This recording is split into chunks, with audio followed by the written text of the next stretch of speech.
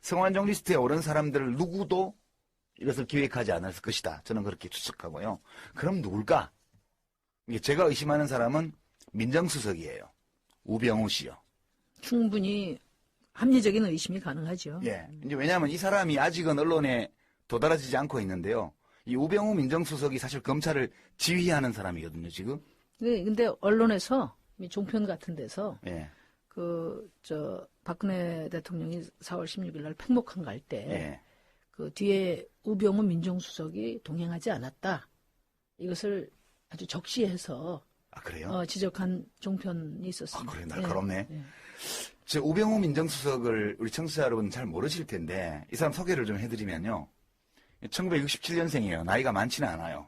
그러니까 지금 이제 한 49, 48 만으로 하면 우리나라로 세면 이제 49그 정도 됐습니다. 고향이 출생지가 경북 봉화군이고요. 경상북도에서 제일 오지예요, 여기. 예, 서울법대 출신이고요. 법대 재학 중에 사법시험에 됐고요. 검찰에 쭉 근무했는데 특수통, 이른바 특수통, 특수부, 특수수사 전문이에요. 그리고 2009년 1월 달에 대검찰청 중앙수사부 중앙수사 1과장이었는데요. 이 자리가 바로 노무현 대통령 사건 주임검사 자리였습니다. 그리고 당시 검찰과 청와대 사이에 의견 충돌이 있었다는 보도들이 좀 나왔는데 노무현 대통령에 대한 구속영장 청구를 끝까지 고집했던 인물로 알려져 있고요.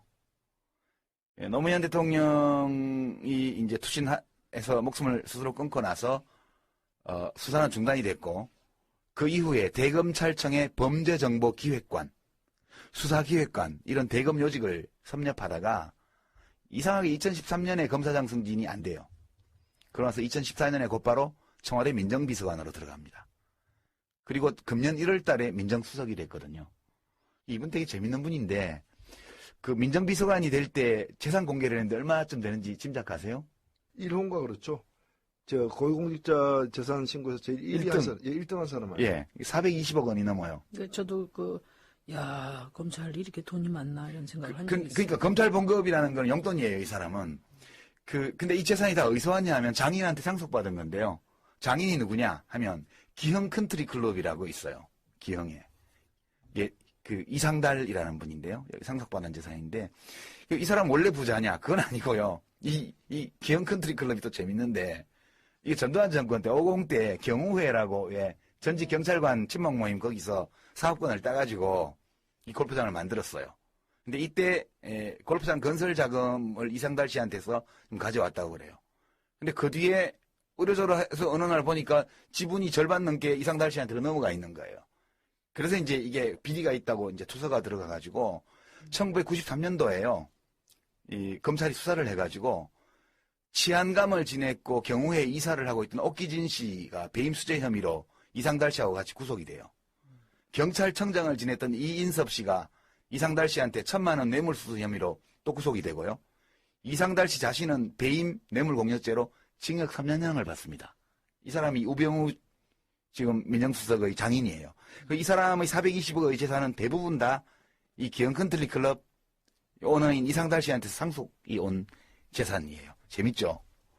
냄새가 많이 나는 거죠. 예, 이게 그 당시 이제 이런 장인이 있음에도 불구하고 뭐 청렴한 검사로 왔냐, 아니면 이 사위가 이런 특수통 전문 검사여서 이상달 씨가 덕을 받냐 이런 논란이 좀 있었다고 그러고요. 이 우병우 씨가 지금 이런 사람이 민정수석으로 있는데 이 성완종 리스트에 오른 사람일 리가 없다고 보는 이유가 우선 자기가 뒤가 찔려서 이 사람 할 수가 없어요. 김기춘 실장이나 좀 교체가 됐지만 교체 전에 이렇게 했을 리가 없어요. 결국은 검찰의 핵심 라인이 우병우 민정수석 지휘 아래에 사정대상 기업을 선별할 때 포스코하고 경남기업을 찍었다는 거예요. 이걸 찍을 때 정준양 씨에 대해서는 상세한 조사를 했겠지만 MB 쪽하고 작은 거래가 있을 거라고요. 친MB 쪽하고. 이 성완종 씨가 이렇게 친박에 광범위하게 자금 공유를 했으리라고는 인지하지 못했을 것 같아요.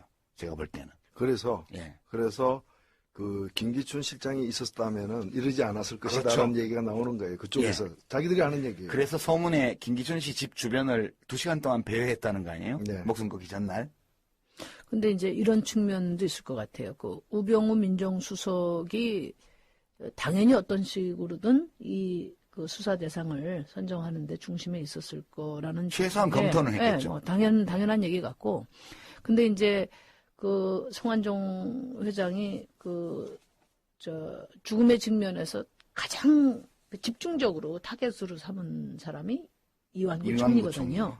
총리. 그러니까 이완구 총리가 그 부패와의 전쟁을 발표할 때 그 네 가지를 딱 적시를 했어요. 예. 예. 그래서 자원 비리, 방산비리. 방산 비리, 그다음에 이제 저 포스코는 아예 그건 비자금으로 예, 대기업 했고, 비자금. 그다음에 뭐 공직기강 예, 예. 확립이라고 문서, 돼 있는데, 문서 유출. 네. 예, 네 가지. 거기서 이제 MB 자원외교는 이미 경남 기업이 특정됐을 때 발표를 했다고 예. 저는 보거든요. 그래서 그래서 이완구를 원망하는 거죠. 그렇죠. 그러니까 말하자면 그 우병우 민정수석 지휘 아래에 검찰 핵심 라인이 선정을 했다 하더라도 이제 이완구 총리가 막았어야 되는데. 막지를 않고 그것을 자기 어떤 그 명예 회복이나 또 이 정치적인 그 저거를 위해서 방패막이로 딱 삼았다. 그게 사람을 이용해서 죽인다. 예.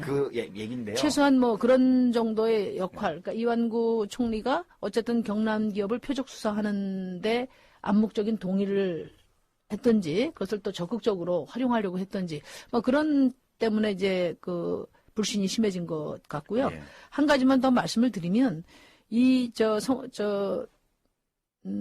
뭐 제가 그 돌아다니는 소문에 지난번에 그 이완구 총리 인준 투표할 때 예. 그 여권에서도 부정표가 많이 나왔지 않습니까? 예. 반대표가. 예. 근데 그 돌아다니는 소문에 그 반대표의 대부분이 충청권 의원들일 것이다. 예. 여권에 이런 소문이 많아요. 그거는 뭐 이미 뭐 방송에도 많이 나오더라고요. 그러니까 그게 이제 뭐냐면은 이 송환종 씨도 그 얘기 했지만은 사람 여러 죽였다. 예. 이용하고 버리고 옛날 그런 뭐 얘기를 공무원 했는데 얘기도 있고. 네. 그런데 이제 그런 점에서 그 충청 지역의 대표 주자 이 자리를 놓고 상당한 정도 이렇게 암투가 갈등과 불편함이 있었지 않았나 그런 생각이 들어요. 여하튼 그 이완구 총리가 어떤 역할을 했든지 간에 이완구 총리로서는 막을 수가 없는 거였던 것 같아요. 지금 누가 경남기업 송환종을 표적으로 설정했나 이렇게 이 질문이 곧바로 어떤 질문을 불러오냐 하면 이 리스트에 있는 사람들 일리가 없다고 본다면 지금 청와대 실세가 도대체 누구냐라는 거예요. 이 지금 박근혜 정권의 권력 실세가 누구냐는 거예요. 지금 어느 라인에서 정권을 운영해 나가는 핵심적 의사결정을 하고 있느냐. 이게 지금 다 헷갈려 버려요. 왜냐하면 송환종 씨 표현에 따르면 친박 메인에서는 다 알고 있다 그랬잖아요. 자기가 2007년도부터 시작해서 박근혜 대통령 정부가 탄생할 때까지 얼마만한 노력을 했는지를 친박 메인에서는 다 안다고 그랬는데 다 알고 있는 친박 메인에서 이 사람을 찍을 리가 없는 거예요. 그럼 도대체 도대체 실세가 누구냐 이제. 아니 예. 그거 들어가기 전에 그럼 경남 기업 아니면은 어디를 치냐고 저도 그것도 생각을 해봤는데 그러니까 어쨌든 자원외교 문제가 너무나 이제 문제가 커졌고 지난번에 상당히 제한된 수사가 될 거라고 예. 우리 유 대표가 쪽집게로 말씀하셨잖아요. 그런데 따져보면 SK 같이 이렇게 이런 데를 건드리지 않을 거면 예. 응? 그다음에 이제 또 마침 송환종 회장이 새누리당에서 쫓겨났지 않았습니까? 선거법 위반으로 쫓겨난 상태고 진짜 끈도 없고 예.